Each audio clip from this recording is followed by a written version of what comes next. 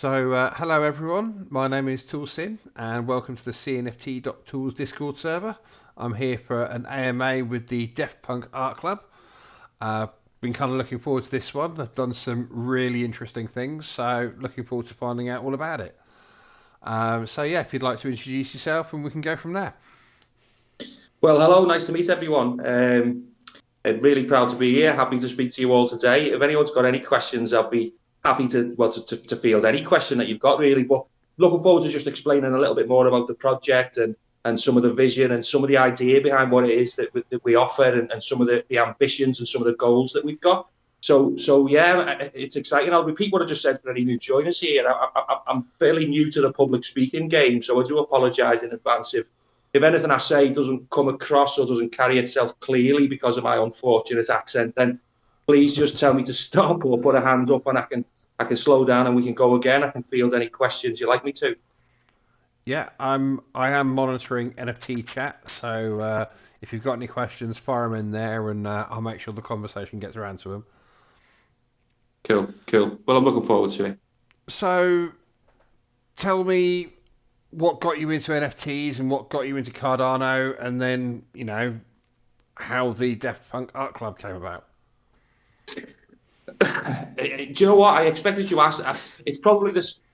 What sounds like the most simple question to ask, but it's a really difficult one to explain because it's kind of it's a funny journey that we've had up until this point. Really, I mean, we've come from this as artists and musicians. I myself am a musician by background, so I play a bit of guitar, and an artist is obviously the creator behind the project. And before the project started, the two of us were fairly inexperienced, not just in the scene. I'd been a collector for about a year. I think, like most of us, that's how we got into the scene. It was being a collector first and foremost that drove me into it.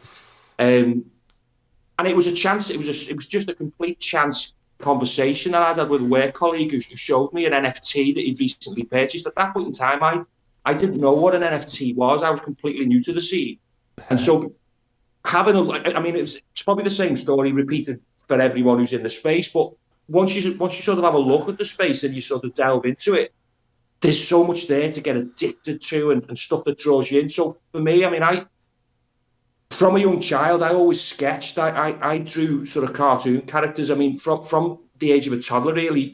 I don't know if they had them over in the US or what comic books you have, but even the old Dandy and Beano books, I'd spend hours and hours sort of sketching and copying cartoon characters from these type of comic books. And the other thing that caught me was album artwork. As a child, I'd draw sketches of Iron Maiden front covers and, the characters out of the Wall sort of album by Pink Floyd. Gerald Scarfe, I don't know if you're all aware of it, the artist sort of cover work stuff in there is fantastic. The album cover work, the artwork that was associated with that whole scene captured me as a kid. It really held me, and I lost out. And I think as an adult and years later, I've gone through a whole professional career. I'm 20 years in as a physio now, and I've reached what you might call a relatively successful level. So I'm a senior occupational health physio for the NHS, and it's a full-time role. But sort of in the pursuit of that, I think what you lose, or in hindsight, is or in the pursuit of your professional career, you almost lose that creative instinct that you once had, that sort of child. I liken it to the childhood wonder, the sort of the joy that you remember as a child when nothing else matters. It's almost a therapeutic sort of when you're in that zone and you're drawing and you're creating. Nothing else in the world gets in.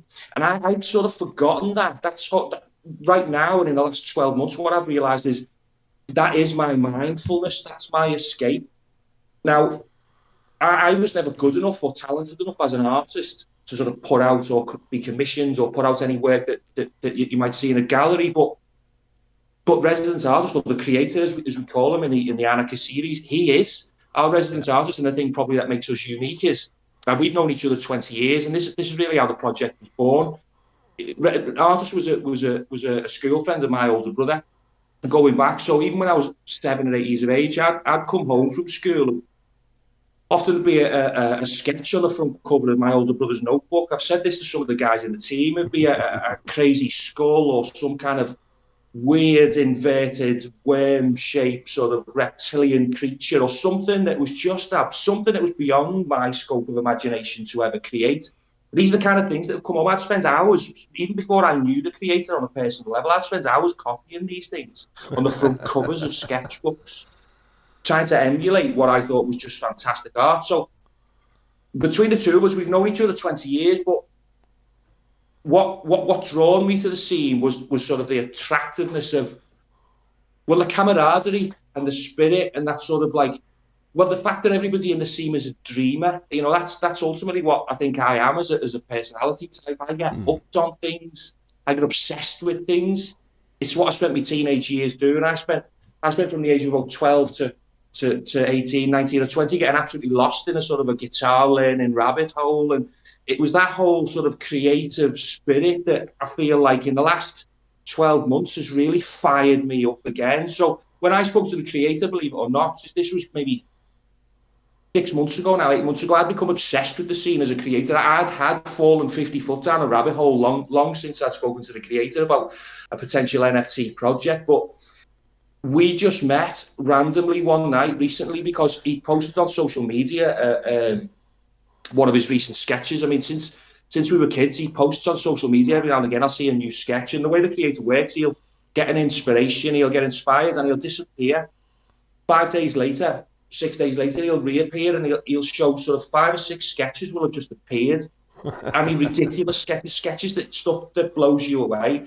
Like, and he's been doing this for 20 years. So I had, between the two of us, it almost felt like this was a calling. And it sounds a bit cheesy, it sounds cliche, but when you know that you've been looking at someone's art for 20 years and been blown away by every single time that you look at it, stuff that's original, unique, stuff that's traditional line art, stuff that's drawn on sketchbooks, stuff that's drawn on walls, stuff that's drawn on the back of anything you can get your hands on. The Radioheads was drawn on a scrap of paper that the creator, he did it on a moving train on the way back. I think he was on the way back from a gig. That's the other thing, we're both music fans. And it's something that permeates the club, which I'll come on to explain. I think sorry, I digress a little bit there, but I think what I'm trying to explain you're good. I think what I'm trying to explain is when we set up the project, or when we had the idea, or conceiving the project, we wanted to try and combine all the elements that we knew we had. Now, what we didn't have when we started this project, or what sort of drawn us to this, was we knew that we had real art, you know, real sophisticated quality art. We didn't necessarily have ideas or sort of grand visions about creating play to earn. We didn't have grand ideas about creating computer games that were associated with our NFTs, or complicated protocols, or things that were going to confuse people. What we had is real quality art and a creative spirit between the two of us. So right from the beginning, we just started, and we probably did this in a way that is maybe unusual in the scene now. We opened a Discord and we opened a Twitter on day one with no hype. This was after 6 months, by the way, of us having conversations about how we could develop a project and what sort of product we would deliver. Once we decided that, we went about this in a way that was completely unusual. We've just opened a Discord on day one and shown the quality of the artwork, and it's on the basis of the artwork that we're building this project. We're not trying to sell people dreams that they can't achieve, or we're not trying to sell people ideas that we can't achieve or that we can't fulfill in our roadmap or our vision.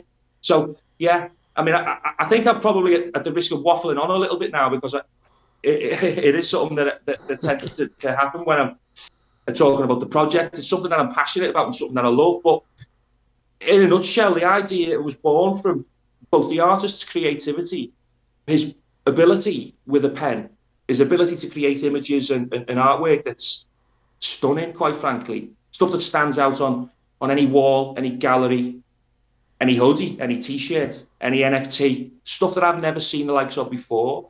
So the experiences I'd had in the 12 months prior to sort of setting up the project as a collector, it almost felt like it was a preparation for what we're doing now. It felt like it was a lesson. It felt like it was showing me about the community, because the other thing that strikes me, and the other thing that's important to us in the whole scene, is the fact that the community is what drives it all. So it was apparent to us early on, and we were talking about how we could achieve a project that fulfilled our ambitions. And let's not get this let's not get this wrong. Our ambitions are grand. We want to build the greatest art club that there is in the world. We want to be a recognised brand. And we know that we've got that capacity. But when we started this project, the idea was that we were going to do it in the most simplistic way.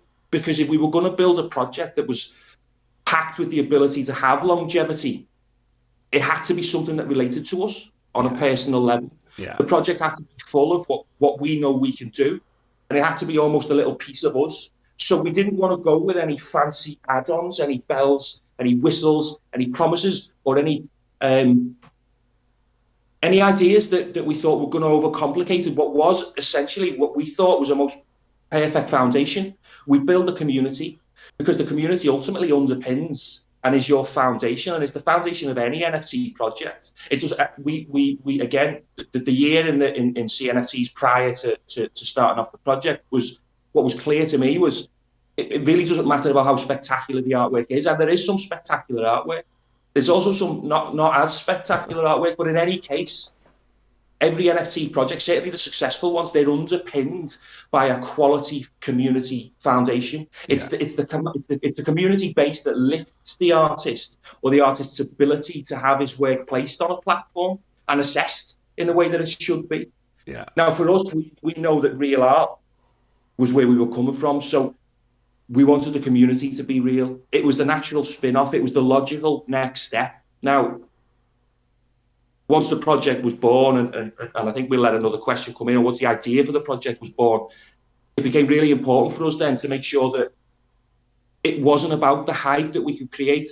It quickly became apparent to me that I could go and pay for 40 Discord chat moderators to come and make sure my chat in Discord was full every single day. We could pay a fortune for promo that would get us a certain amount of custom. But some of the advice that I'd taken early on was the best and the most solid communities are the ones that do grow organically, the ones that come because they appreciate the product and appreciate the vision and appreciate the passion and the team. And they're the things that we think would do well. So once we had that idea, the idea was, okay, we don't change from the fact that we're a real art project.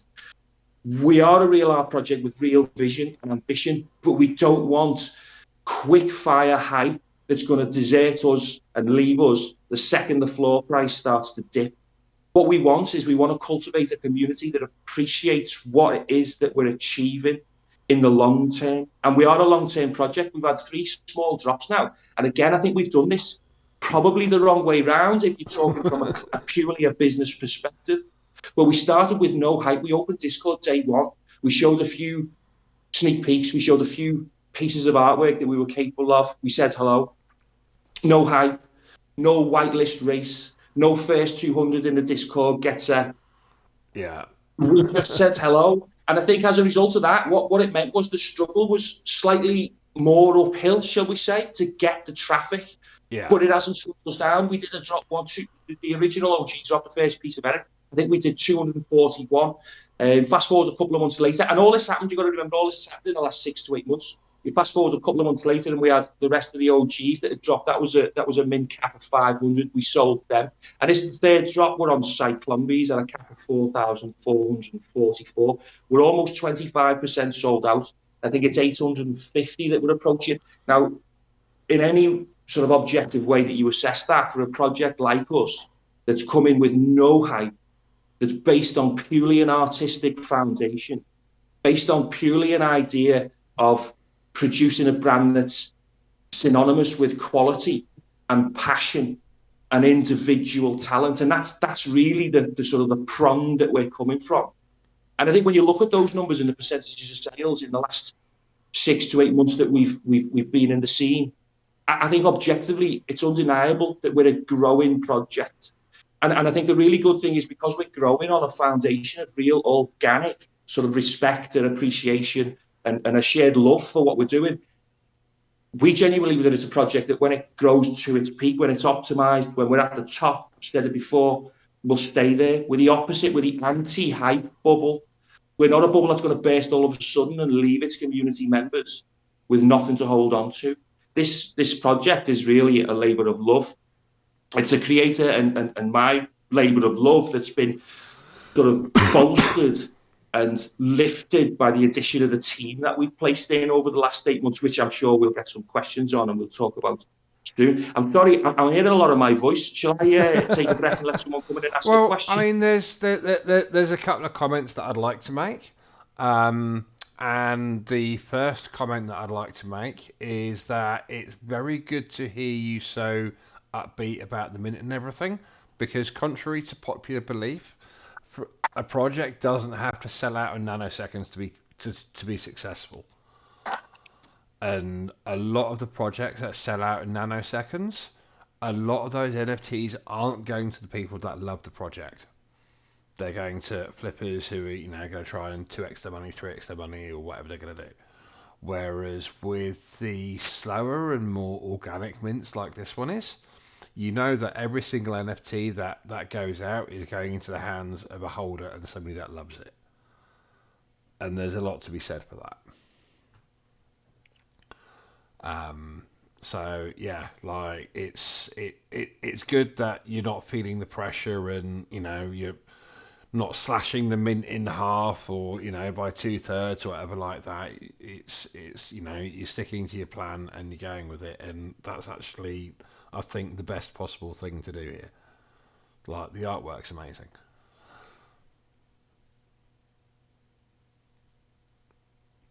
So I mean, like, what kind of, I mean, like, you've been going for 6 to 8 months, and you started out, like you said, just saying hello, and then, like, talking about the art, everything like that.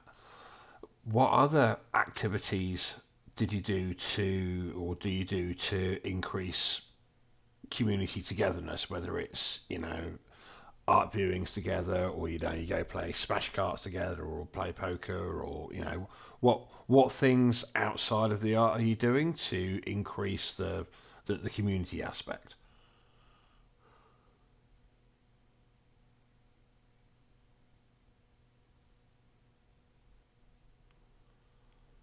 That's a little quiet. If you're speaking, we can't hear you, and Discord's not picking you up.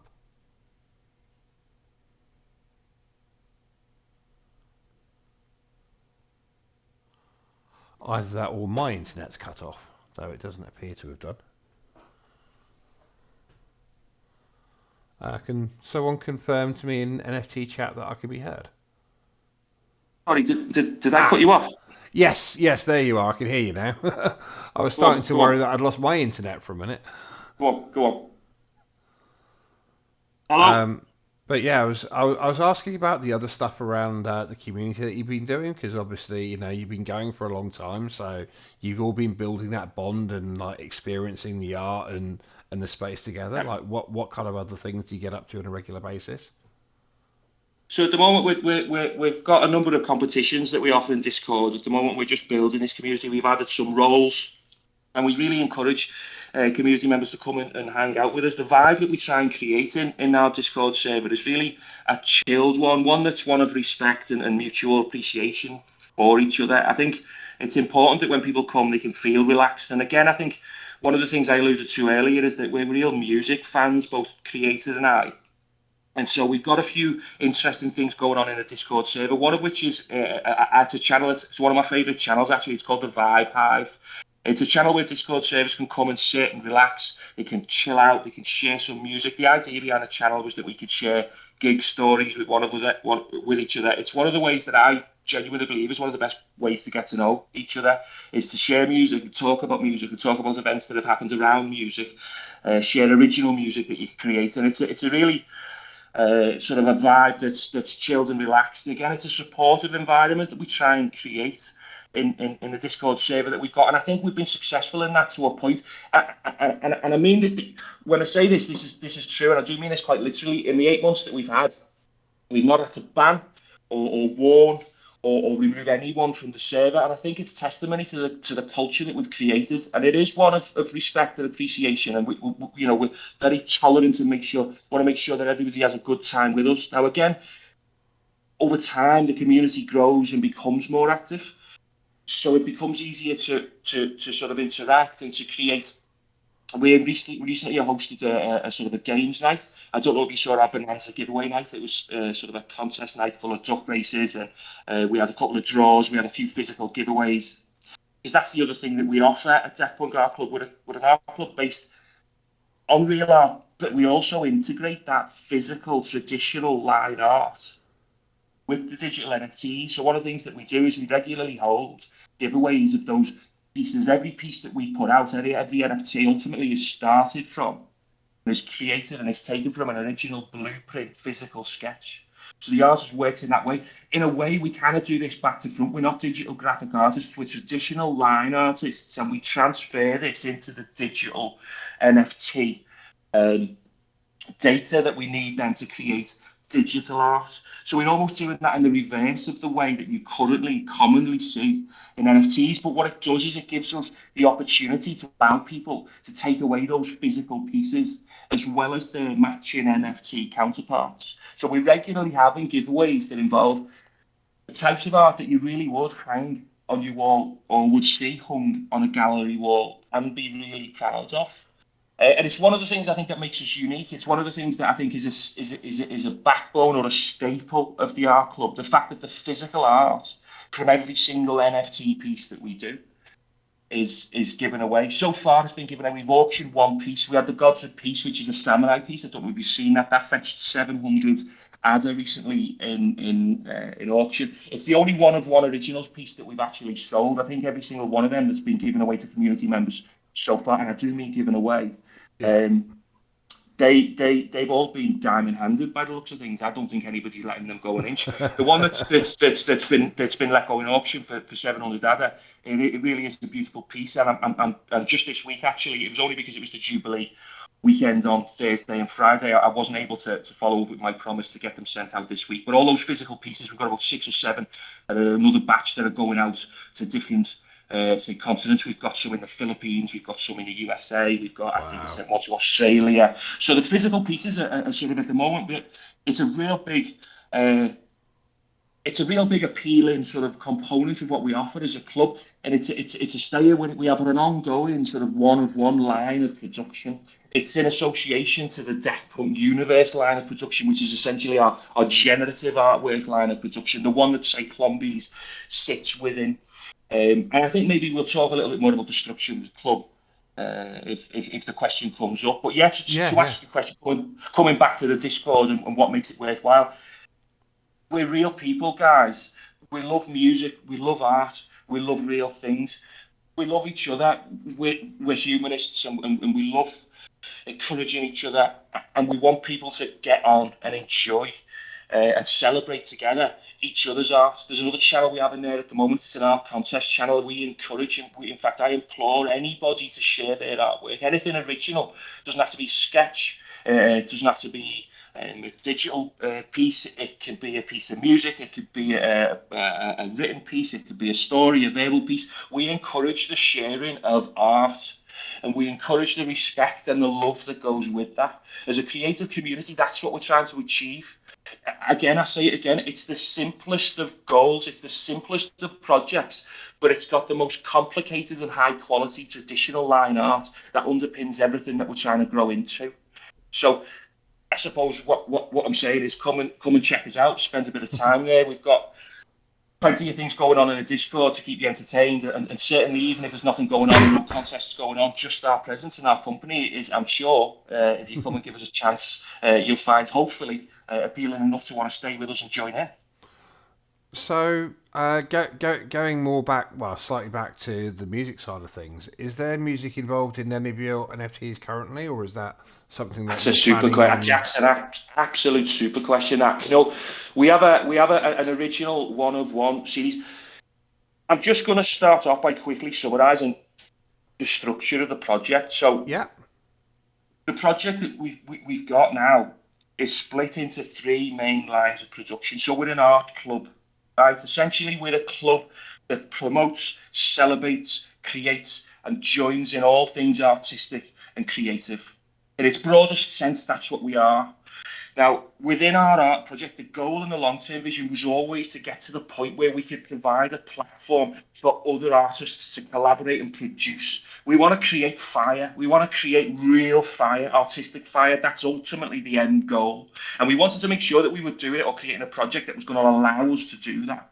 Something that had a framework that we could create, but also share that creation with other people in the NFT space, whether it be new artists, established artists. And we're just getting to that point now where our framework is set and we've got some insane collaborations coming up. Now, so our project is split into 3 lines of production.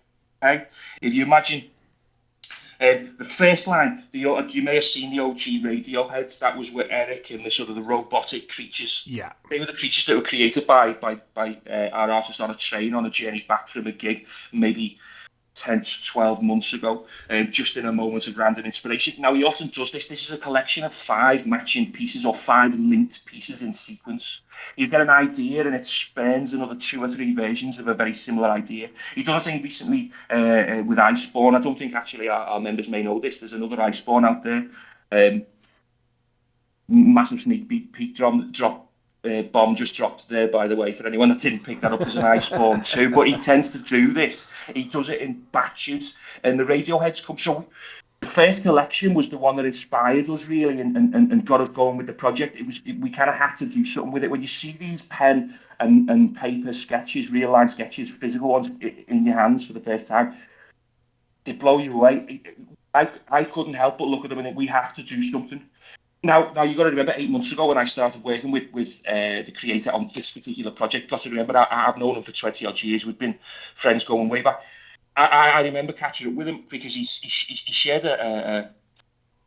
I'm digressing again. Let me come back to the project. We've got the collection series, the OG Radioheads. They're a collection of 5. Yeah. This collection series is going to maintain. So this collection series is where you're going to find all our collaborations, all of our collection of 5. So, for example, we've got a collection with Mash's songbook coming soon. I don't know if you've all seen the work by Mash's colour book. She's outstanding. She's a real artist in CNFTs that is one of the first artists that I saw. What's her Twitter page? She's Masha's colour book. I think her tweet tag is at Masha. You've got to check it out, guys. Masha. She is insane. I'm not joking. I've not met Masha. I don't know too much about Masha personally, but finding CNFTs, her art jumped out at me like from a mile away. It's real art. That's the colours, the Masha's colours. I won't say anything more. Just go and look. Now, we had, again, in keeping with creative style, we had a series like the Radioheads, but of 5 ladies' heads. If you look at our Twitter page, you'll see it's we call it the Songbird collection. Songbird after the Stevie Nicks song, Fleetwood Mac Songbird.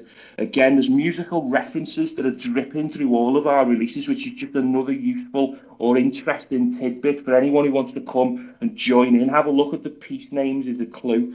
So Songbird collection with a collection of 5 ladies' heads. Now Mac is taking those heads and she's going to colour those. I'm hyped about this, guys, right? So this collection of 5 is going to be like the Radioheads, followed by the Dark Side collection, which I don't know if you've seen, is our collection of skulls. There's going to be 5 skulls. I've just seen that one on Twitter, actually. You put it in the AMA announcement, and oh my god, like it is amazing. It's insane. I'm not joking. And you'll all know Nemo and Nemo's skull. Obsession, his fascination. I love it. He's again, he's an OG CNFT artist that's got ridiculous talent. We wanted to arrange a collab with him as soon as we worked, or as soon as we seen his work, and thankfully we've secured that. So that Dark Side collection of 5 skulls is with Nemo. Now Nemo's going to be working with those skulls in the same way as Mash is going to be working with the Songbird collection. And those collections are the kind of collection of 5-piece, non-generative line of production. That's production line 1. Does that make sense? Then we have a second production line, which is, and we know that in CNFTs, we love a one-of-one. Yeah. Now, especially when you've got, everyone loves a one-of-one. And when you've got what we've got, which is the creative talent, somebody could do a traditional line, pen and paper sketch at any point. And I mean, he does surprise me. Even after 20 years, he'll just say, look what I've just done, and send me a photo or something that 5 minutes ago I had no idea was coming, and we had to have an outlet for that. So, however complicated projects get, we needed to make sure that we kept ours simple enough that it wasn't complicated, but broad enough that we had an outlet for each of what we felt was our artistic or creative output, our line of, or our sort of ability to create. One of them was the one of one line. So after the collections, we've got the one of one line. Now each one of one that we create, and this is where it gets really special. The one of one line, the originals one of one, every single one. I think we've done 15 so far that we've minted. They come with the actual physical sketch. Nice. As a matching pair. Okay, so they will only be one of one. Now they are pegged up in the same way as the original OGs are pegged up, and that original's one of one is an on-running thread of real artistic, physical creativity. We said on the sort of webpage when we announced our project early on, we are the place where the physical and the digital are fused. That's what we're trying to achieve, and that's what our original's one of one line is. So we have a line of collections. This is where you'll find the collaborations that Deft Punk will be involved in over the coming years. We have a line of special originals one of ones. This gives us the artistic creative outlet to create one of one pieces that really you won't see anywhere else, because it's only the creator that can do this stuff. Yeah. And then we've got the third line, which is what we're, I think personally I'm most excited about at the moment. It's something that's taken on a whole, it's a monster. It's taken on a life of its own. It's the Deft Punk universe. I'm a massive film, as artists, we're film fans, we're music, we're real creative sort of lovers of the arts generally. And so the project had to be a little bit about us. It had to stick with what we loved, and we're major fanboys and sci-fi fan lovers. So the Deft Punk universe is our representation of what is our representation of that universe. It's a universe full of what we are expanding, full of characters that are coming after the Cyclombies. So, for example, the Cyclombies is character entry number one. It's what you call the generative arm of the Deft Punk universe, of the Deft Punk project. So we've got, just to summarise, we've got Deft Punk collections and our collaborations. We have a line of one high quality, artistic, high end physical work. We have the Deft Punk universe. The Deft Punk universe is an expanding universe, and it's our generative Cyclombie first entry effort that we're currently selling now. So we're approaching, I think, up to 20, we're coming up to about, I don't know whether we hit 20% or just over. We're at the 25% checkpoint of mint sales. We have our next originals one of one to give away. So once we cross that 25%, I don't know if you've seen on the Twitter, our next physical original one of one is called Desire one of one. It's a ridiculously sick. It's a pair of lips. It's outrageous. I mean, I can't even explain it. The kind of artwork that you look at and it makes you feel something. It's what art is. It's what art is supposed to be.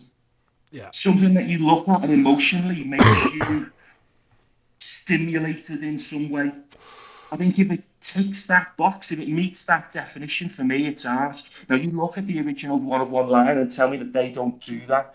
And the next one that's coming out is once we get through the 25% checkbook, which is coming soon. We've got a few other really, really exciting things coming as part of the Deft Punk universe line of generative art production. By the way, we've recently announced in Discord that we've got a sort of an Anarchy member pass that's going to be released. It's essentially a membership card that's going to relate to utility and perks only for or within the Deft Punk universe. So the Deft Punk universe is a universe that's continuing to expand. We've got the second character that actually artist is working on right now. We expect that's going to be probably the next thing that follows after the three collaborations that we've got coming up. The collaborations that we've got coming up, honestly, I'm just super excited, because it shows that not only we are a real art club, but we're branching out with real artists of real quality. It's helping us build on the back of the real sort of influential members that we've got, that we know we've got minting our NFTs up until this point. So, yeah, the three sort of different lines of production may well be something that I think can confuse people. But I think spend 5 minutes within the server, have a look at the website, Yeah, come and have a speak to the team, and it's fairly simple. Again, we wanted to make sure that we were keeping it that way. We don't want to overcomplicate things. I don't think we need to. I think the art is something that speaks for itself, and as long as we keep things simple enough, then that will always be the case. yeah. I mean, it's quite amazing to hear you wax lyrical about it. Wax lyrical about it. Actually, like there's a well. Here's the thing. There's a lot of truth in the fact that to make an NFT project work, you have to love it. Oh, well, first and and foremost, I think that's and you know that really comes through, like your yeah, passion and everything, like yeah. I it's quite think amazing. Still I, waiting to hear when music's going to be getting involved in the NFTs though. oh, yes, music. So again, I digress. I do apologise. I'm going to warn you. I do that a lot. Okay, again, I think it's the passion that underpins everything that I feel about this project. We've got so many things going on. I find it hard sometimes to articulate myself in a single thread. It's just the kind of person I am. So to come back to the music question, the original one of ones, and that's what caused my direct digression there. I wanted to speak about that. Yeah, We had a team discussion last week, and we feel it's feasible to add a musical clip to each of the original one of one pieces. Now, the problem we've got and the problem we have, and we can even add this sort of later retrospectively as an additional audio clip, we have to have original music. That's not a problem. We've got musicians within the project. We can arrange original music. I've got pieces that we've written and we can put together, but we need to have them recorded. It's only recently that we realised that we could add these to the metadata retrospectively. So it's something that for the future we're considering. Each original one of one piece is not only going to be that spectacular piece of physical art on its matching one of one FT, but it's actually going to be something that's embedded with original audio. Now, that's not something I'm going to promise in the immediate short term. We've got the Deft universe is taking on a life of its own, and I won't lie that the team are as busy as we possibly could be at the moment, but certainly the idea of music being released as part of what we do here at Deft is absolutely 100% on the agenda. I mean, the long-term vision for the club is that we are here to celebrate and support artistic output. Now, as a brand, and when we achieve that, and as sort of a future goal of being an internationally known and worldwide and respected brand, who knows? Um, we've got the ability to produce music right now. I think we need to get the art right. We need to get the community right, and we need to appreciate that that's still a building process at the moment. That's where we are, and it's a part of the journey that we love, but we're going to stick to that right now. cool. I mean, so have you got any plans for merchandise? Because I mean, you know, whether Yeah, it's hoodies or prints, like you know, yeah. there's a whole world out there of all that. Absolutely, 100%. So from early on, I think if you look at the artwork, it lends itself well. Just have a glance at some of the creative stuff. It really does lend itself well to logo type. It's almost people have described it as being a bit like tattoo esque Yeah, artwork. Just a quick glance down the gallery, and we've had a few prints done. In fact, we've had a few t-shirts made previously, and indeed they look ridiculous. They're the kind of t-shirts that you would wear regardless of whether you knew what an NFT was or yeah, not. Real yeah. classy statement pieces, and we know that it's a power of the club. So our intention is to release merch, and it's very soon. I've already had some t-shirts printed. I got some printed recently, just as a test run, and we wanted to make sure that we had the right quality material, etc. So another perk that we're bringing in again to the Anarchy cards, the membership passes that we're bringing into the DP or the Deft universe is the ability to have merch discounts and merch perks. So we have a supplier, we have hoodies, t-shirts already in stock. We haven't had them printed, but it's something that's coming soon. Now, purely for the quality of the sort of, or the, if you like, the potential of the brand potential of the artwork, these merch pieces, they're going to be outrageous. The one I've got, I've not took off my back all week. To be honest, it looks fantastic. Yeah, I mean, it does lean. They do lean very much towards sort of like you know hoodies and t-shirts and Yeah, I mean, Yeah, yeah. I'd quite happily wear one, and I'm pretty sure that I know a few other people that would as well. Yeah, so again, it's another sort of perk, another nice point of utility that we can bring in because it's something that doesn't deviate too far from what we are. Again, I recap: we're simple people. To tell a story. I mean, 12 months ago, I'm gonna be really honest here. I didn't know what a hashtag was on Twitter. So to put into perspective and to give you a bit of context about how quickly this whole project has moved, purely on the back of nothing but artistic talent, I had to learn what a hashtag was 12 months ago. I didn't know what Twitter was. It's been a learning curve like you wouldn't believe, the steepest learning curve ever. And this is where it comes back down to the passion. Yeah, You can't learn that much outside of a day job, outside of a full-time job, being a family man, having those many things on. You can't learn that much unless it's a passion, unless yeah, it's a labour of love. You ain't gonna get there. yeah, And this is why, for us, there are. It's hard and it gets busy and it takes up your time. But we are a genuine outfit that has long-term goals. So it's the passion that keeps us going. And I don't think if I didn't have the same passion I did, we'd I couldn't do it. If we'd have walked long ago, the club would have folded.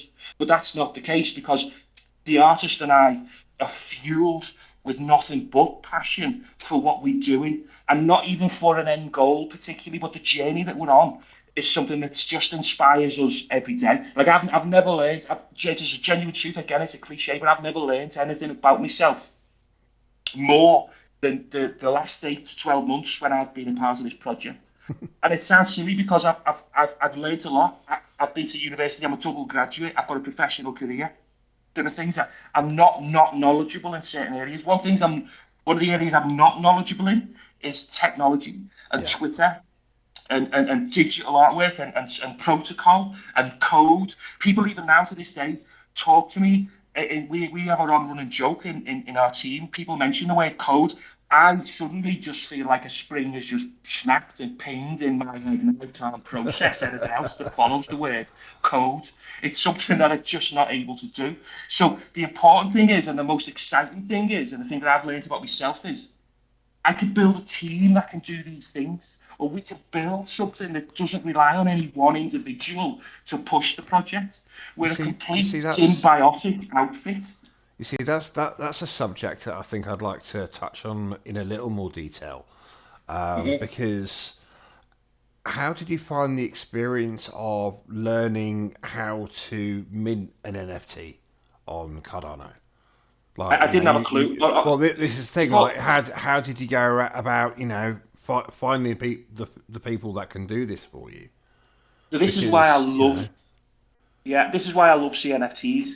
I mean, I, the community. I'm gonna, in a nutshell, it was the community. I didn't know the first thing about how to mint an NFT. I'll be honest, I still don't, because it's our minting developer, Coley, who takes care of that. It's Coley's node. Coley's a minting developer that you might have heard of before. He's been involved in lots of different projects. I think he's minted for Isometric World. He's minted for Mash's Colour Book, who we've already mentioned.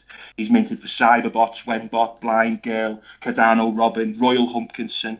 There's a few Laughing Sock Collective. He's recently minted for, and many more. So Coley's a real yeah, knowledgeable knows his guy in the stuff. space. He knows his stuff. Um, Anybody who's minted at those projects or who's had smooth minting experiences at those projects has got Coley to thank for that. Now, I only was introduced to Coley through Jub. I think a lot of people in the space will know Jub. Jake Gogan, or Jake Gagan, I think he pronounces his name on Twitter. Yeah, So yeah, Jub yeah, yeah. is a really influential guy. He's the founder of the Hoppers. Jub is an outstanding character. I love Jub. I've got nothing but respect for Jub.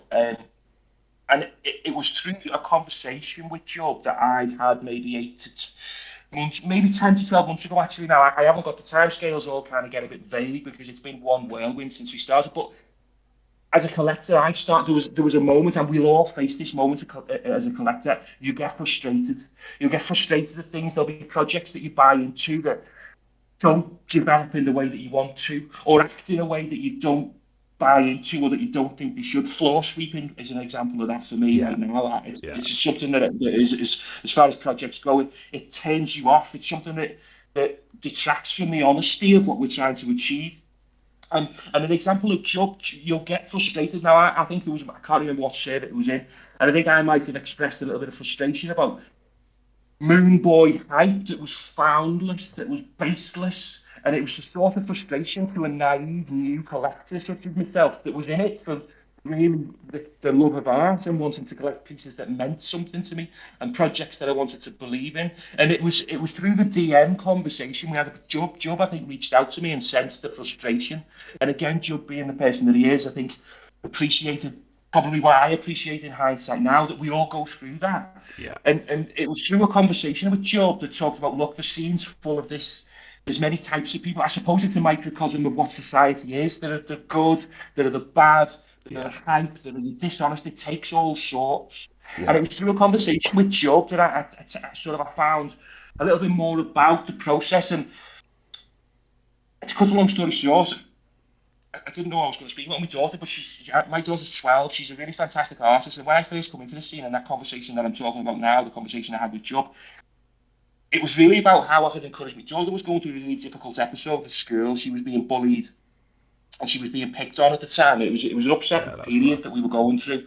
And it was awful to see. She's quite an introverted child, but I think she's really inherited a sort of an ability to be creative, and she's got a gene that sort of like she has a creative side to it, and she loves graphic art.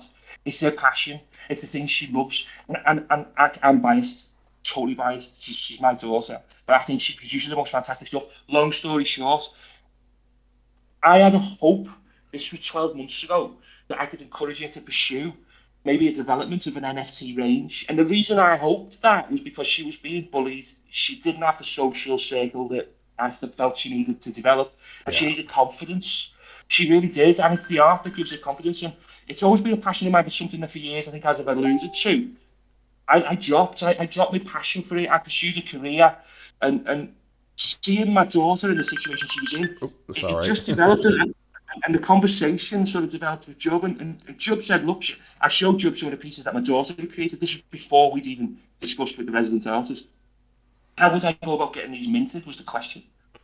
Yes, yeah, like, all about, yeah, so like connections and like the... It was a connection, great, it was, exactly that. It was a human connection, a real human connection. And this is what CNFTs, this is the part of the reason why it pulled me in and I'm cemented to the floor here is just that. That was an example of the type of connection. We opened up. He sort of made me feel a lot better about the scene. He kind of, it helped me calm down and learn some things. Now, as time went on, the idea of me helping harness my daughter's focus in creating something that she could develop and something that could build confidence for her, like that didn't happen. She's a 12-year-old girl. They get interested. The patience is short. She's actually developing really well. Just so you're not worried, any listeners out there or not. She's got a great circle of friends. Yeah, I mean, this maker had taken a very swift turn then. But I did at the time. I didn't want to put. I didn't want to put the extra pressure on it, you see, of sort of developing an NFT project. It was there for her as an idea. Yeah. Anyway, she didn't uptake that. And so the idea was left and it was shelved. But I'd acquired this better understanding of the process just through a community connection, just through wanting to share something with somebody out there that was an influencer that I really respect. And to this day, the respect that I've got for Job, and I follow him and I keep in touch with some of his spaces and some of his updates on Twitter. And I strongly recommend and suggest you all follow and listen to some of the things he's got to say. And I honestly think if it weren't for that conversation, we wouldn't be here today. Now, the idea of that project, of our project, got shelved. It was only a couple of months later when me and the creator were speaking and in conversation. That's where the idea for our project, the Deft came in. That's what spawned that. Now, I was already in a good position in that I had some knowledge of the community. We'd had some links. People like Job had introduced me to Coley, who was the minting developer, and we'd had some conversations about what was possible. So I was really fortunate. And and to this day, it still feels like it's all some kind of crazy calling for us. This because none of this I asked for or we planned for way in advance. And for two guys that, again, I'll reiterate, 8 months ago, we knew nothing about, we're not crypto investors. We didn't come to this scene as a crypto investor. Again, I think that's a common pathway into the scene is by coming in through coin collecting. We come in through purely the artistic route. So even now, I mean, I hold some ADA. I've sort of acquired a few tokens along the way, but I'm not what you might call a crypto collector. We are probably one of the few projects that are purely 100% on our first Just project that haven't come through a crypto route. just to interject with a fun little quick question, what was the first NFT that you minted? Oh, that's a good question. And do you know what? I think it was. I'm not, I couldn't be exact, but I'll tell you a few that I think were early on. I minted a. I got along just after the Space Buds had already gone. Do you remember Cardano monkeys? Which ones? The Cardano apes. The Cardano apes. Oh yeah, I remember the apes. Yeah, I think they were amongst the first. I'd either Charles Gitnick, who's one of the first real art NFTs, as well as a Yassin Hassan. I think I'd minted yeah, a yeah. Yassin piece early on.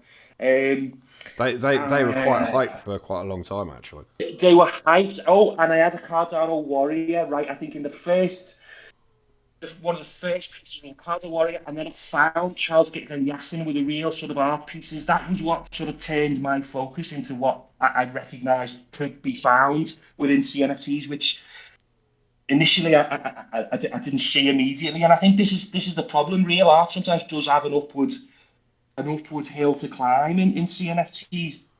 I try and analyze this. I'm not 100% sure why. I can only pin it back to the lack of hype and the lack of sort of promises for future metaverse or play to earn capability that real art has is maybe a reason for that. But ever since I come into the scene, those real art NFTs and those first ones, I mean, I still hold a full set of the end violence. By the way, go and check out Charles Gitnick. He's an artist that's undercredited at the moment and been about the space a long time. And the message that he's got and the artwork that he creates, I think is worth a look at. So I still hold a full set of them and I hold them. I don't think I'll ever let them go, purely because I think it's the first real art piece that I remember minting. So Yeah, it's funny how emotionally attached you get to NFTs. It's funny how emotionally attached you get to the things that you discover in the scene.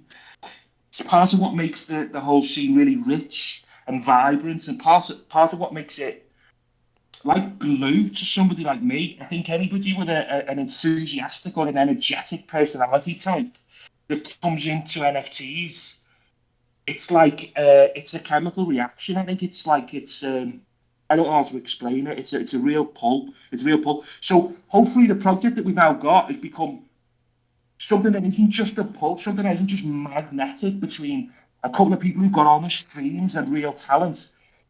It's become a real thing. It's become something that's got a proper established team, something that impresses me even to this point every single day. The team that we've got at Daft Punk, by the way, I, again, it's a cliche. I trust them with my life. It's only the artist that I know personally on a face-to-face real level, and I've known him for 20 years. So of course I would trust the artist with my life. We're best of friends, and we always will be. But we're a team of seven now. In addition to Coley, who we've already spoken about, who's the minting developer, vastly experienced minting developer, we've got a team of four community Discord managers. And again, in the same way as the project is developed, all four of these guys, I couldn't rate them any higher. Not just as mods, as Discord managers, but as people, as guys, as yeah. humans. And it's almost like they've fallen into our lap. And again, when we started this project, it was kind of like, well, there was two of us. We can't do this with two of us. We don't know the first thing about Twitter, let alone minting. So the organic nature in the way in which our team is developed, I alluded before, I kind of mentioned briefly about I've learned more about myself during the last 8 months than at any point I think in my life. And part of the reason is when you look at the team that's been created around you, and you are as fond of it as I am, and it is as organic as it is, and it now functions as independently as it does. It it kind of it makes you swell with pride. I don't know how to say it without Yeah. sounding cliche, but Well, it's I mean, something that this is the thing. I mean, like you've gone through the entire process. Like you're growing the community. Like you've put yourself out there and you've been accepted. yeah, and it is, and You I think know, that's the and best. Yeah, like people appreciate what you're doing, and you know that, and humans by nature, well, not not all, but most humans by nature are quite collaborative anyway. Like, there's a reason why we all gather in cities as opposed to being spread out over farmland or whatever. Still, it's because we Yeah, work better together, I think and we need it. that's you're making your city there. Exactly. I think we need it. Humans need that. We need that connection. Yeah, It's kind of what we're trying to achieve. And when both creators and I were looking for mods, we knew that we were incapable of expanding this project as a team of two or three. We knew that it was going to need an expansion of manpower. Now, again, as commonplace in the scene as I now know, you can go and you can hire team members, you can hire an artist, you can come up with a price, you can have a 3D artist. It's not what we've done. We've done everything organically and done it our own way. I'll give you an example. So Dr. Davitt is. I'm just going to quickly run through my team, if it's okay. I feel like we yeah, should give him yeah. a mention. Dr. Davitt, who's on the thread now. I think I can see his PFP at the top of the page there. Dr. Davitt's already a mod for Dreamskate project and Ada Homes. I don't know. You may have heard of those projects. Yes, I Dr. have. Davitt I've is heard he's, of Ada Homes he's at least. yeah, so Dr. Davitt's already a community mod, a Discord manager for those guys, and he's also one of our biggest holders. And when we minted our very first piece, Eric, which is piece one of the Radioheads, we did a competition shortly after, and Davitt was already in. He was in every day, and he was supporting us, and he was sort of passing on positive comments about our work and what we were achieving. And he was really supportive member of the community. And we did a contest shortly into our life, our existence, really. And we did a Twitter draw. Anyway, David was the winner of that. So he held our first. He holds and still does. I think he still does. I think he'll correct me if I'm wrong. But he holds our first ever physical piece, Genesis 1 of 1. So that was an introduction in sending physical pieces of artwork over to different continents. David's based in the States. But as a result of that, the first mint, I think it became apparent David, he probably minted more than anybody else. This was before he was a mod. He was a community member that was a holder of something like 14 Erics. Now, that kind of commitment and support for your project when you are brand new, he was all about it for the love. And so we didn't want mods necessarily that we could come and take a wage that were packed with experience. We wanted mods that loved the project first and Yeah, foremost. I think this is another thing that either projects get right or they don't. And the yeah, mods, I've had guys come to me and say, "Where'd you get your mods from?" My mods and our team, they were all organically selected from a community that's grown through a mutual respect. There was almost no selection process. He loved us, and yeah, and and, and I could see by his conduct within the group and by the manner in which he sort of conducted himself just day to day that he was someone that we could consider. So we have Torpedo the Stain. Sort of talk come as a mod from the Hive. I don't know if you heard of the Hive. It's a community CNFT investors and creators yeah, space. It's yeah, designed for people to get together and sort of discuss projects. And he's one of the mods there. He's also a mod or community manager for the Emerald DAO talks. But again, really experienced. By the way, I did not know these guys were already mods for other servers. It wasn't part of the selection process. This is why, again, I allude back to the fact that this feels right and it feels like this was supposed to happen. I'm not even a superstitious person. I'm not necessarily religious and I don't believe in the metaphysical, but this whole project has felt like a calling, and the appointment of these mods. Torpedo again was a similar to he was always around. He was somebody that was regularly in the community. He was somebody that was proactive in making sure other community members were welcome and that were made to feel like they yeah, had a contribution to make. yeah, So, it was a no-brainer. Major Malin was another one. He's a very experienced mod from Dexo Worlds, from Pixel Cats, from Hair World, from Age of Orcs. He's got lots and lots of experience. We wanted to make sure that we had the team that was capable of the expanse that we predict, that we have in our foresight, that we envisage. And the other one is Neil. That's the only one of our team that isn't a member of. It's funny because we appointed 4 community managers, 4 community Discord mods, and only one of them isn't an experienced mod.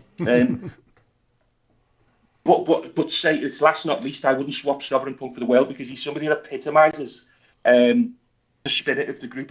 I'm going to tell you a short story. We have a community award. The originals one of ones that I mentioned before, the physical pieces that we have, the one of one NFTs that come with the top line of physical sketch.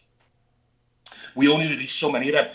But we have a community award now. It's called the Nilknath Community Award. It's called, it was an award that we literally invented or that we created for outstanding community spirit that we see within the Discord server. Now, Nilknath, or as we now call him, Sovereign Punk in his Deft Universe alias role, he won. He was a competition winner. He won one of the few originals at that time that we'd released. It was maybe the fifth or sixth one.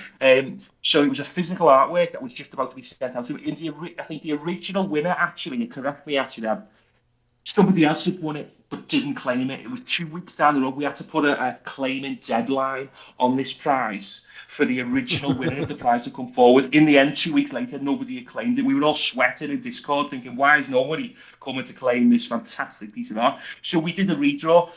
Neil Knarf won this, or Sovereign Punk, sorry, I guess we're using name interchangeably now. And he won it. Anyway, a couple of days, maybe up seven or 8 days later, the original winner popped himself back into Discord. Oh. Yeah. So you can imagine how awkward it was, and it was kind of like, well, yeah, unlucky. I mean, officially, I've given this away. So my answer was that there's nothing I can do. We kind of announced a deadline. We really did, and we put out search bars on Twitter. We wanted to find this person, and we were all successful. Anyway, this became apparent, and honestly, within 5 seconds, the boy didn't even think about it. He was in chat, and he said, look, and he DM'd me to say the same, send the physical to this person, I'll get their address, and I'll forward the original one-of-one NFT to them now. It's not right that a community member wins, and they've had a bad time, and were unable to get online, and he stood up, and he did what I think was a respectable thing, and so, again, he stood out to us. That shows some love there. It shows love, it shows respect, it shows everything that we're about, it shows everything that we're trying to make, it shows what we are about trying to foster here for the long term. So the team essentially appointed themselves. It was not like it was something that we needed to pick. And since then, we've done nothing but work completely harmoniously together for the last 4 or 5 months in the development of the Deft universe. It's to the point where this is a true story. This is how much I trust the guys. I told you I didn't know how to use a hashtag on Twitter 8 months ago. It's true. You asked me to set a bot up now. To this day, I won't have a clue. We've failed already. Talk to me about a bot in Discord or some kind of technical piece of information. Now, there's lots of technical stuff that goes on. For those of you who don't have a project, man, the technical jargon and terminology that we have to face, or that I have to face as a naive, what I think of as an artistic, creative person every day, it boggles me. So, on Mint Day, or literally on the morning of Mint, just before, we live the keys to the wallet are live, we've got people in the Discord, we needed a bot. I can't even remember what the bot was set up for. I think it was to assign a role to people. Well, of course, it was too complicated for me. It didn't even come as a question. I transferred ownership of the whole server to Coley, to our minting developer. This is a man I've never met in person, and I've only known for 6 months. That's a brave thing to via do. the internet. Right. This even to somebody with a spotless reputation, that's still a heart in mouth moment. By any comparison or by any measure, that shouldn't happen. I shouldn't give over the keys to everything to somebody I've never met before. Something that's a labour of love just before we're about to open up with the biggest drop of our lives so far. But it wasn't a question. And it wasn't a question because trust isn't an issue. And I think the reason it's not an issue is because we are completely open in this team. And from day one, we've tried to instill that that's what we are. We're the truth. We're only going to do this the right way. And it may take time. It's certainly going to be counterproductive to creating hype, to be as completely truthful and honest and as straight down the line as you can be. But when you've got the talent that we have and that we hold in Deft Punk, how can you be any other way? And when not just that, when you've got the lack of actual technical ability, we couldn't create something that we could tell you all fibs about creating a game that we're going to do, or a technical masterclass or something down the line. You mean you're not developing a metaverse? I think that'd be great to be part of the metaverse. We sit and we talk all the time about our characters being sort of integrated at some point, maybe by some other project down the line. But we know we are a real art project at the moment. Yeah. Our art and our tapestry is one of a comic book world. So, and again, I don't know if you know the comic book lore that we've tagged into the Deft universe is a way or is a means by which we can sort of add colour, add depth, add context to the Cyclombies. So Cyclombies are character number one, but in order for them to have meaning, in order for them to be loved, to be appreciated for what they are, they're fantastic artworks in artworks in their own right. But in order to be properly loved, there has to be that background, there has to be context, there has to be some kind of mythology, which is what the Daft Punk universe is going to be. Yeah. That's an expansive arm of the project that hopefully will be an intertwinable, pulp fiction-esque comic book style universe. So that's really exciting, yeah. So So, yeah, so again, is that something you expect to roll out over a period of time by adding different elements as you go, or is there going to be absolutely. a big launch of like, here's the universe, come have at it? No, so the launch of the universe has essentially already happened with the Cyclones. That was character entry number one. Now, Right. the story of the lore that goes with that kind of briefly explains that first snapshot of, or if you like, the scene cuts into the Cyclones being in some sort of war that at the moment they're trying to escape from, and then in the hunt for the Creator. The Creator is part of Anarchy, which is a team of scientists that. Created the Cyclone Beast in a distant future following a time travel event. The story goes really deep, and we wanted to keep it in that way because with that we can add so many arms of characters and stories, and comic book writing is something that I love. It's something that I've never done formally. I work in a profession that's completely different from that, which is why when I talk about this is almost give us a different love back, and part of that is the opportunity to create our own comic book world. So yeah, the Death Punk universe basically is something that we think for the long term, after character and subsequent character, is going to almost be something you could create a full world from, almost like the Marvel series of intertwinable characters. So yeah, we've got lots to look forward to, I think, in a summary. Yeah, I see. I mean, going back a little bit, something I did want to ask you about is what kind of precautions and how exactly do you go about shipping the physical pieces? Because it feels like to me bugging them into an envelope and sticking a stamp on them is probably not the way forward. It's a ball ache. It's a nightmare. Uh, no, it's actually not too bad if I'm honest. We need to transport them in like hard in protective tubes. So we need to. I have to specially get in like a. It's a. I don't even know what you might call it. It's a proper postage tube. It's designed for artwork, so it's firm, it's hard, it can't be crushed. I have to roll the artwork up, and I have to send them tracked recorded delivery through the Royal Mail. So again, there's a slightly extra cost from a project expense point of view to do it that way. But we look, we're not putting the artwork that we've got and stuffing it into an envelope that's Yeah. going to be shoved to the bottom of a pile of sort of love you letters or birthday cards somewhere. And it needs to be given a bit more respect than that. So I do the process there though. Again, if anyone's listening that has won a physical piece off us recently, I do apologise because I've got about 6 or 7 here that I do need to send out. And um, you've just reminded me. I think I need to get some of the postage tubes in order to do that. So it's on the top of the priority list tomorrow. So thanks very much. Yeah, there's for anyone that's not aware, there's some kind of big celebration about the Queen here being on the throne for 70 years. So there's a big like 4 day bank holiday weekend, and pretty much everything is shutting, and everybody's drinking way too much. Yeah. How dare she? How Well, dare she? everybody's either drinking too much and moaning, or they're not drinking and they're moaning about everybody that's drinking. Exactly that, exactly that. And the post office at the banks is shut, so I'm a little bit tied up with the postage. You're free of Yeah. physical art. Yeah, it's true. So are the like with the t-shirts that you had printed? Is that something that you're doing locally, or are you using like one of the online firms? No, so we're going to use that locally. We've got already got a local stockist. What we don't have yet are exact numbers, and that's because obviously we're still in the midst of a mint that's going on. We will sell, by the way, because we're going to grind this out. We've got the 3 collabs that we've got, and I saw today. something that's blown me away, and it's one of the first things that have blown me away in a while, actually. Glus, I don't know if you all know Glus. You will. Anybody who's been in the scene for a while will know Glus. Or I think he's on Twitter. His tag is Cryptodelics NFT. Glus is a proper OG CNFT community member. He's a real artist. He does digital sort of animated and 3D animated graphics.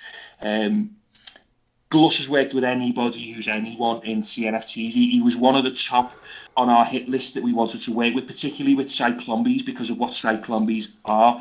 And I'm pleased to say we secured. Glus was in agreement with us. Like many influential people, the other Cyclombies look fantastic. They really do. They're a different thing altogether. And he was in complete agreement that he wanted to work with us. So Glus at the time didn't know whether he was. We were discussing the best way to do it, whether it was going to be an animated 3D Cyclombi or a 3D limited exclusive series of Cyclombies. I trusted Glus really to do what he does, because again, I think you've got to respect Genius is going to do what it does and is comfortable with doing. And Glus sent me something today that knocked me off my seat. I couldn't believe it. It was, you'll all be seeing it soon. I was desperate to sneak peek it. The moderators wouldn't let me. He said it's too early. Stop doing this. Stop getting too excited. If you want to DM it to me and I can flash it on the AMA for a second, like that'd be. It's like. But YouTube video exclusive or something. Right, I don't know if any of the team is listening to this. Can you message, because I can't do it. So you've asked me to do a technical question. Like this is the problem we have. I'm talking on the Discord app on my phone. I don't want to take it off this screen in case everybody suddenly disappears. Do you get me? Yeah, that's my level, right? So if it went for so it's funny because. We laugh and we joke because I don't have. Anyway, coming back to Glus, sorry, I was just going to talk about how rubbish I am for a second, but coming back to Glus, what he's just sent me that's knocked me off my seat was an animated 3D Cyclombi that I swear to God, I've never seen anything like it. What he's done is he's made our Cyclombies into a 3D, like, I don't even know how to describe it. It's almost like holographic rings that move, and the Cyclombi bubble head rotates. It's a moving, animated 3D NFT version of our Cyclombi series. It's ridiculous. It's ridiculous. I can't wait until, and it's going to be part of the collaboration that we have lined up as one of the perks of being an Anarchy member, or one of the perks associated with the Deft Punk universe line of production. So Glus is one of those collaborations that we've got lined up that I'm really excited about. I'm glad I mentioned him there, because in association with the Masha Colour Book collab and the Nemo collaboration that we've got coming up, we know that those three collaborations are going to bring many eyes this way. So Cyclombies being 25% sold out is only a temporary thing at this moment in time. We're going nowhere. Our aspirations are above and beyond any one particular drop or collection. This window stays open and we sell them out. At what point that will be, I can't guarantee, but that's what we do. So here's a question for you. Out of all the projects that you've not reached out to, who would be the one that you would like to do a collab with the most? That's a great. All the projects I've not reached out to, I've reached out to quite a few projects. There's a few projects I really respect. I mean, give us like your top. I would like to work with these guys if given the opportunity. I would love to work with the Greek Freaks All Stars. Is it a project you're aware of? Yeah. Very much aware of those guys. Top project. Top project. It's something that I'm a sports fan anyway, generally, but the artwork is something different. I also respect the work by the Hoppers artist. I don't know if you know, it's Udon. He's an artist that we've followed for quite some time now. Again, it's a different style of art from our own creators' traditional line art. It's a different thing, but this is the beauty of art. And what I'd love to see is what a collaboration between two different styles like that would look like. The real cartoony style of Udon in collaboration of Total Cross with our style, which is a little bit more edgy, a little bit more sort of almost, you might call it stylish tattoo-esque type, tribal type art. Yeah. So yeah, Udon, I think we love the cones that we think their artwork just generally on their characters is fantastic. It's clean, it's fresh, it's something. They've got the simple things right, which again is what we love about the cones. Yeah. And we love most of the real art projects out there that are still going. We'd love to do a project collaboration actually with Yasin, just on a personal level, being one of the first NFTs that I'd Yeah. minted.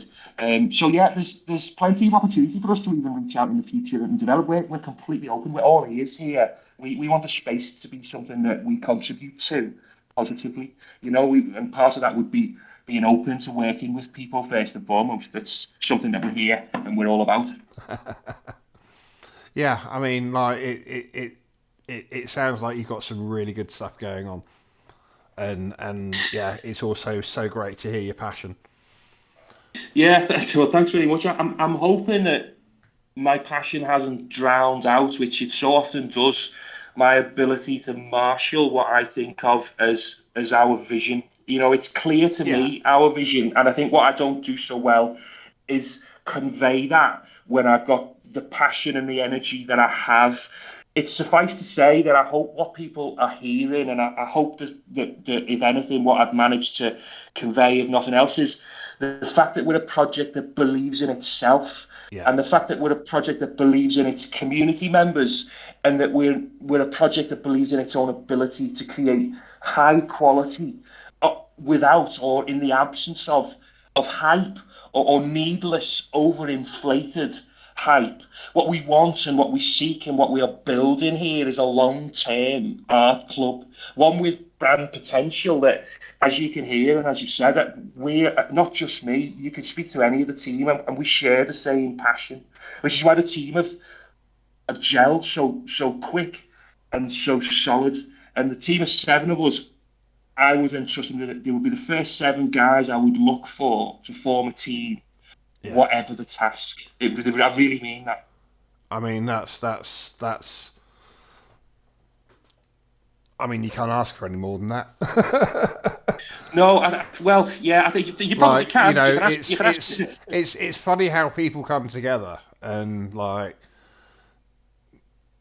Yeah, you just work well together. You get stuff done, and you can trust each other, and because I mean, you spend a lot more time with your team than you do your family. you really do, and I mean that's quite literal. That I mean, between I probably work 50, 60 hours just in my full time, or you might call it my fiat job, the day job. Yeah, I'm a father of three. I've got a wife at home.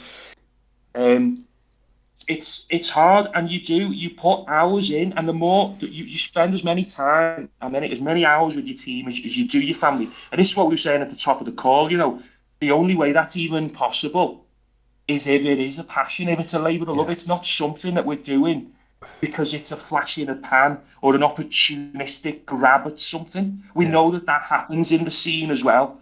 If this was an opportunistic grab, I wouldn't be on here doing something that I'm petrified about, talking to you honestly yeah. about what And this and project and and, means and to you're us. not taking your phone into the bathroom to make sure you don't miss anything. And there's it's the what's the first thing you do when you wake up? And it's like, Oh, well, for, for, Discord for, check, for Twitter me, it's check. straight, Discord, Yeah, before yeah, before Facebook Messenger or the news or anything yeah, like that. It's straight yeah, Discord, like, what needs doing, what's come up, what needs to be sorted, like, who needs yeah. replying to, like, It is. It's just that, and it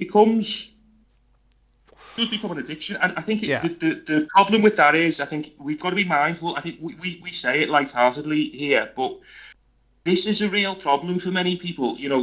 Discord and spending too many hours yeah, generally on screens and in communities like this. We all need a break, right? This is yeah, this is where this is something again. I spoke to you before. I mentioned it again. I've learned more about myself than I ever have in the creation of this project. We've created a team. I've made connections, real human connections, ones I'll never forget. I've learned about what my limitations are and what we can achieve, what I can do, and how hard I can push. It's shown us so much here on a personal level. What it's also shown me is you need the stop button occasionally. We do. yeah, We all do. We, you know, there's a point at which no matter how naturally enthusiastic or energetic anyone is, or how emotionally invested in something somebody is, without the time off, Yeah. the wheels are going to eventually fall off. So we jest, but you're right. The first thing is, and I'm the same as it is, Discord check. Before the coffee is in the cup, I'm checking who's on Discord, what's on Twitter, is there any events that I need to be aware of. This is healthy for a project, but only healthy if it's something that the team can spread, and that as an outfit, as a unit, you can make sure that everybody's getting the rest that they need. So this is the thing that I'm discovering right now. Yeah, I mean, it's a process that, I mean, I worked from home for a few years ago, like self-employed, and it was the type of job where, you know, I could sit there day and night doing it, and that was good. And I ended up burning out because, you know, I spent all my time working, and I didn't give myself the proper rest and break away from it. Yeah, And yeah, it's very easy to do similar with NFTs. And you know, I've made a point. It's like, right, well, you know, I'm a little overweight. I'd like to lose some weight. Well, okay, I'm going to go swimming 3 times a week, and that's time away from work, you know. And still, like, you know, I get out of the pool, and before I've even dried myself off, I've checked my phone.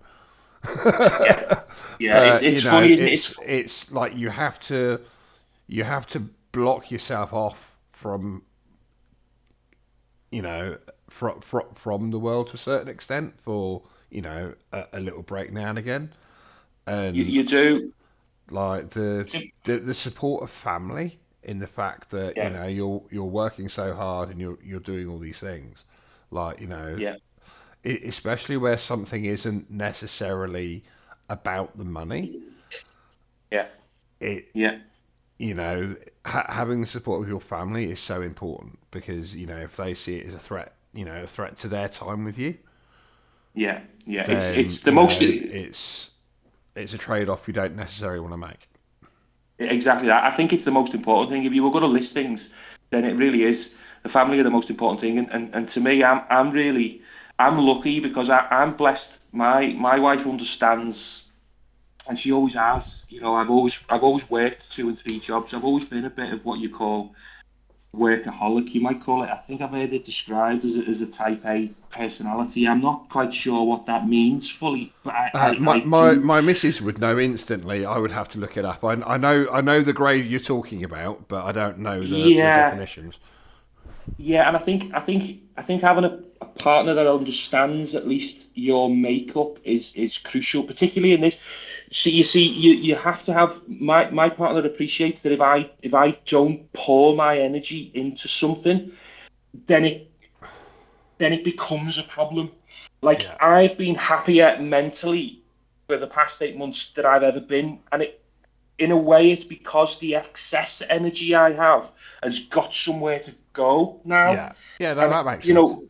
we all have reasons for wanting to be a part in a project. The creator has the ability to create stuff that is just obscenely gifted. So his reason for being in a project like this is to get that creative output and to have it out there. That's what it's about. For me, I've learned a lot. I've learned a lot of different things, and a big part of what I've learned is it's a tonic for me because I need somewhere to put that energy. I need something to put that focus in because it's when I haven't got that or my energy is misspent that I get frustrated and I mentally that does affect me. And equally, that can then have knock on effects with how you are with your family, your friends, you interact Yeah, with your social. If you're not in a good place, it can affect everything. So, as much as my family and my wife understands that this sometimes takes me away from the opportunity to socialize, or, I'm not maybe not spending as much time with my wife or my children quite as much as I usually do anyway in the last 6 to 8 months. But she appreciates that it's overall helping me, and actually the benefit in the creation of this is something that's actually helps keeps me a much happier person. Mrs. Deft gets a much happier Professor Deft when I'm busy, shall we say, in a real nutshell. And I think the thing I've learned is there are good ways and there are bad ways to be busy and active. exercise is a good way for obvious reasons. This project for me, I consider a good way for me to be busy because it keeps me occupied. And when I'm in Deft Punk, again, I think of nothing else. It's akin to the mindfulness I tried to describe when I was a kid drawing comics.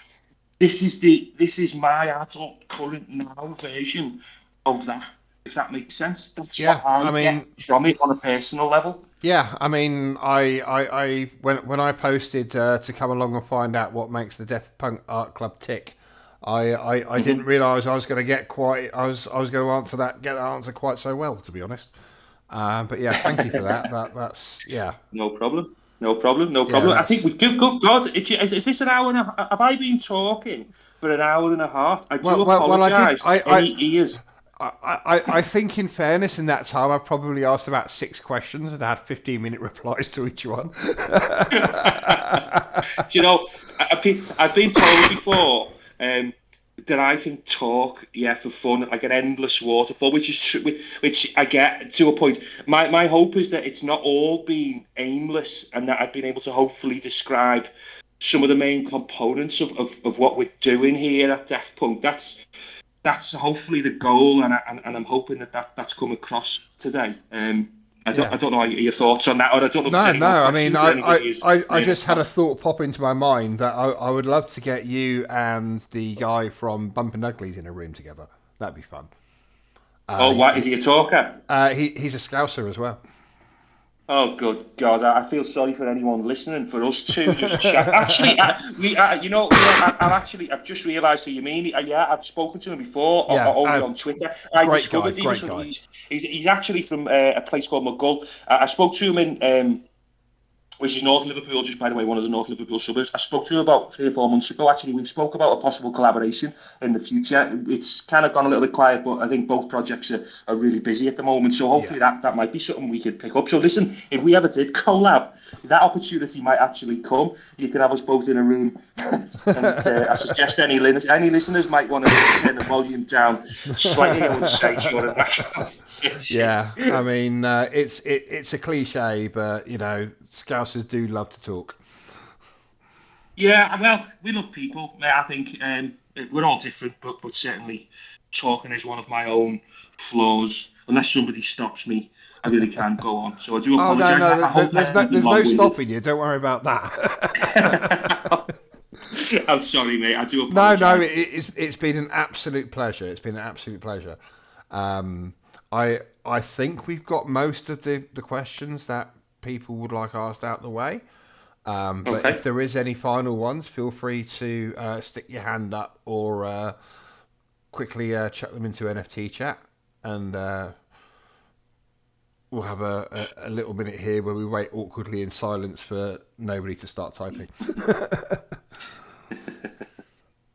Well, yeah. I mean, even if anybody asks any questions or not, this has been a really enjoyable experience for me, mate. I'm sorry. I know it feels like I've just been talking an awful lot. It would be interesting if we could field a few more speakers next time. Is that possible, or is this a strict format that we've got to? No, it's very loose. I generally just go with a conversation, and then just see where it leads. To be honest, I think that's usually the best way to find out about a project is to find out about it in a natural way as opposed to a rigid. Okay, what's your mint price? What's your whitelist details? Yada yada yada Yeah, yada. yeah, yeah. I think it's a lot better to listen to a conversation. Yeah, I think so too. Open-ended question. The only problem is, as you've just said, with an open conversation with me, sometimes we need the reins on, and I do apologise. My Oh, own we flaw do is I don't have see them. somebody with their hand up. So, Franklin, you have been given permission to say hello.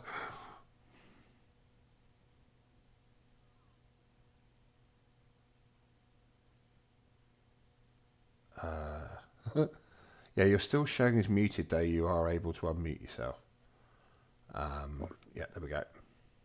Yeah, sorry. Two things before, my main point. ToolSin, thank you for hosting this. It's been amazing. Professor, you are perpetual, but we love it. So, glad you worked up the nerve to do this. But, Professor said earlier, art is something that makes you feel something. And, that's kind of, I'm really big into following bands and seeing music live. And, from there, you know, you have a show poster or a pin or something, that physical piece that you can take with you. Here, you have the same option, and potentially taking home that physical artwork.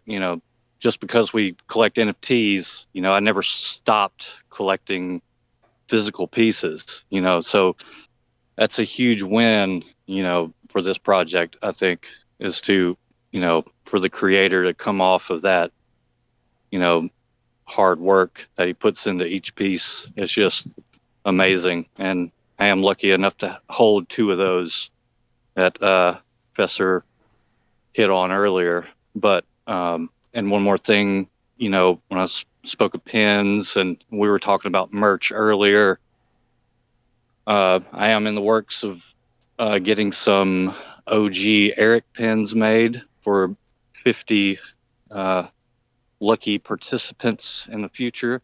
So look Ooh, out for that. that's And that's some hot gossip there. yeah, so and hopefully finish out the collection over time.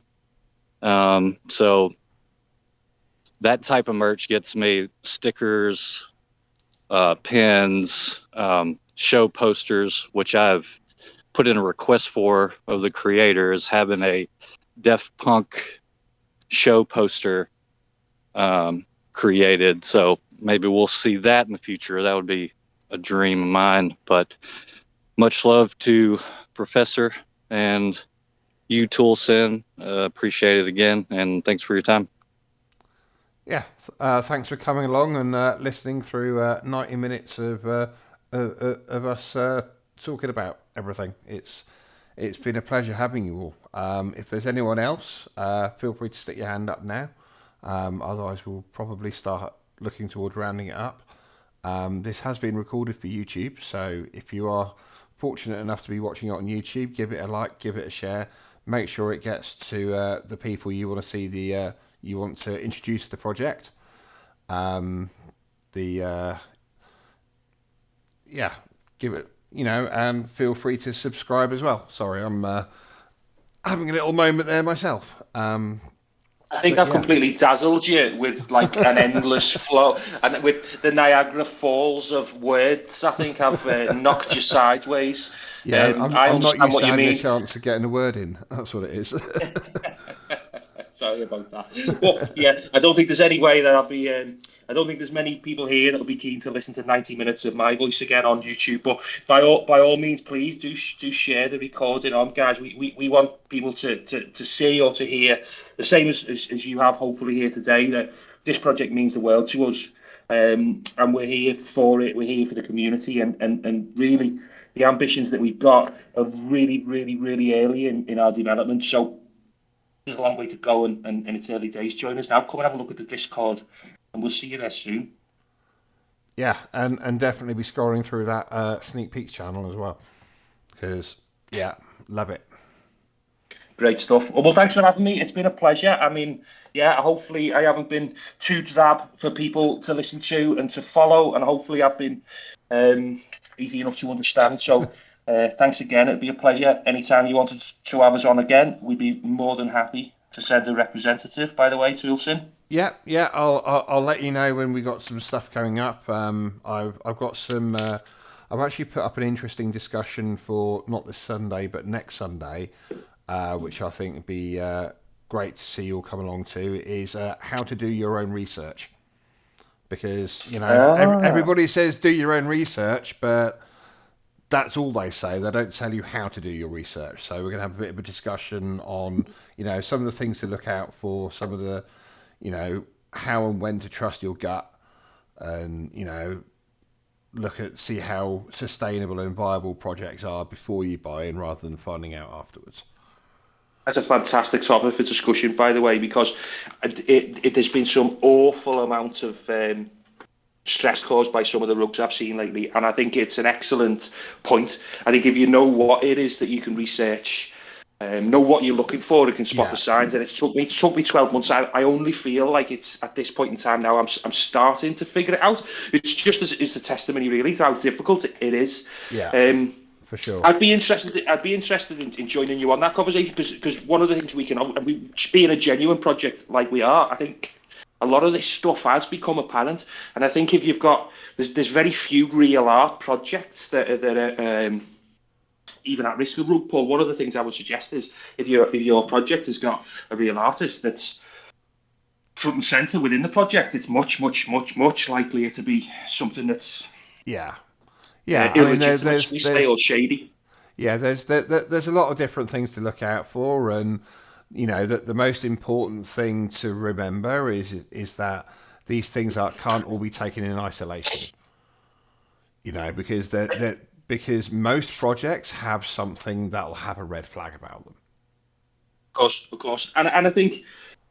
Yeah, the scene is still early, isn't it? So it probably is another discussion for another day. Yeah. We'll lose another 2 hours if you ask me to comment on any more. I mean, the discussion's set for I think it's set for 6:00 UTC next Sunday. I had intended to make it 7:00, but Discord's not letting me select times other than 6:00 right now. So not quite sure. We'll work that one out. But yeah, subscribe in the link in the usual place, and thank you all for coming along and listening in, and we look forward to seeing you all again soon. Great, thanks very much. Bye-bye, everyone. Cheerio.